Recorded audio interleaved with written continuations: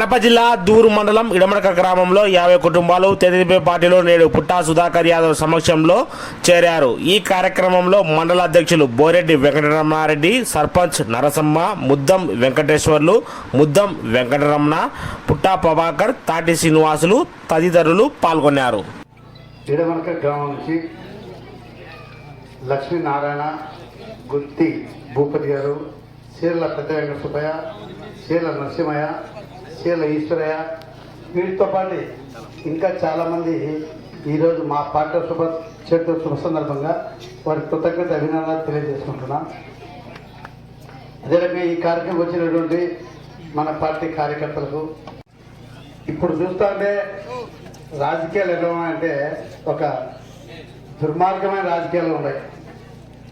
ఎవరు సరైన మనమందరం ఒకసారి ఆలోచించినాం, సరైన వ్యక్తికి ఓటేస్తే మన రాజకీయం మన పిల్లల భవిష్యత్తు మన భవిష్యత్తు బాగుపడుతుంది. అయినా కూడా అందరం వేట్లేసి 150% గెలిచిన తర్వాత ఈ 5 సంవత్సరాలు ఎంత నరకయాతన విషయంలో మీకు అందరూ తెలిసిన విషయం. ఒక రాక్షస పరిపాలన, ఎందుకంటే దోచుకోవడము దాచుకోవడం ఒకటే కాదు, విపరీతంగా దుర్మార్గంగా ఒకరి మీద ఒకరి కేసులు పెట్టి ఎంతో ఇబ్బంది పెట్టినటువంటి చరిత్ర ఈ జగన్మోహన్ రెడ్డికి, ఈ ఇక్కడ నాయకులకి అందరికీ ఉంది.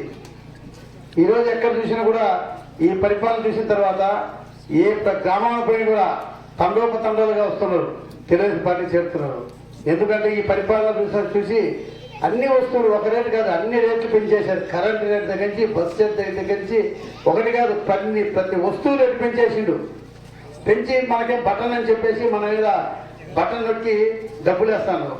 మనకు బటన్ నొక్కి ₹1 పంపిస్తే ₹10 మన దగ్గర నుంచి లాక్కుంటాడు. అది జగన్మోహన్ రెడ్డి చేస్తున్నటువంటి మాయా మంత్రం. ఇది ఆయన చెప్పేది ఒకటి, చేసేది ఒకటి. ఇంతకుముందు ఎలక్షన్లు ఏం చెప్పారు, మద్యం నిషేధించిన తర్వాత నెక్స్ట్ ఎలక్షన్కి వస్తామని చెప్పారు. ఇప్పుడు మద్యంలో ₹1,00,00,000 సంపాదించుకున్నారు, మద్యంలో ఇసుకలో విపరీతంగా ₹1,00,00,000 సంపాదించుకున్నారు.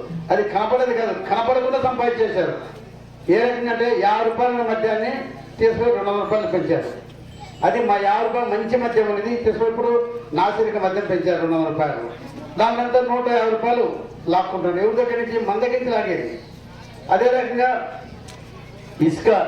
ఇసుకలో తీసుకోవడము, మన్ను ఒకటి కాదు ఎక్కడ దొరుకుతే కానీ అక్కడ దోచుకోవడము, బలవంతం చేయడం చేసింది.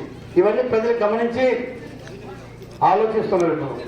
ఒకసారి మన చంద్రబాబు నాయుడు గారు ప్రజలకు లోబడి పనిచేసే వ్యక్తి మన చంద్రబాబు నాయుడు గారు. జగన్మోహన్ రెడ్డి ప్రజలను భయపెట్టి అధికారం చేతులు పెట్టుకొని నియంత్రణ చేసే వ్యక్తి మన జగన్మోహన్ రెడ్డి. ఏ నాయకుడు అయితే మనకు న్యాయం చేస్తారో మీరు ఆలోచించుకోవాలా. ఎందుకంటే 13/5/24 టైం వచ్చింది. ఈ సైకోపాలకు అంతం అయిపోయింది. ఇప్పుడు ఏ పరిపాలన ఎవరు కావాలనుకునే నిర్ణయం మీ చేతిలో ఉంది. ఇప్పుడు మీరు ఏ నాయకుడు నిర్ణయించుకుంటే మన భవిష్యత్తు బాగుపడుతుంది, మన రాష్ట్రం బాగుపడుతుంది, మన నియోజకవర్గం బాగుపడుతుంది, మన పిల్లల భవిష్యత్తు బాగుపడుతుంది. ఇప్పుడు మీ చేతిలో ఉంది, మీరు ఆలోచించుకోవాలా. ఏమైనా పొరపాటు జరిగి ఏమైనా జరిగితే నష్టం జరిగి మనకే నష్టం జరుగుతుంది, మళ్ళీ ఎవరు కాపాడలేరు.